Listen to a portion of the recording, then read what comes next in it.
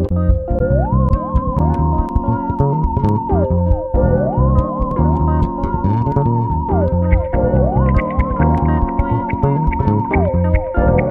visi! Šiandien mes lankomės Vilniaus Gedimino technikos universiteto mechanikos fakultete. Taigi, užeikime į vidų ir pažiūrėkime, kaip studentai čia studijuoja, ką studijuoja, kaip jaučiasi studijuodami.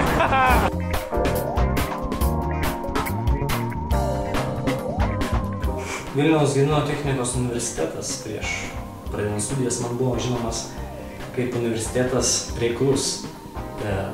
Reiklus susiekia padaryti iš studentus tikrus to dalyko studijuojamos specialistus. Manau, kad jis yra geriausias, kas nori studijuoti tiksliuosius mokslus. Manyčiau, vienas perspektyviausių universitetų Lietuvoje.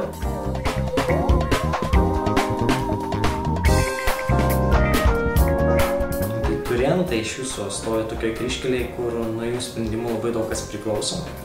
Ir kaip jie pasirinks, priklausys, kokie jų bus studijų metai. Jeigu studijuos jiems patinkantį dalyką, tai tie studijų metai bus įdomus. Šiame fakultete verda ne tik gyvenimas paskaitų metu, bet ir po paskaitinėje veikloje. Ir gan įdomus.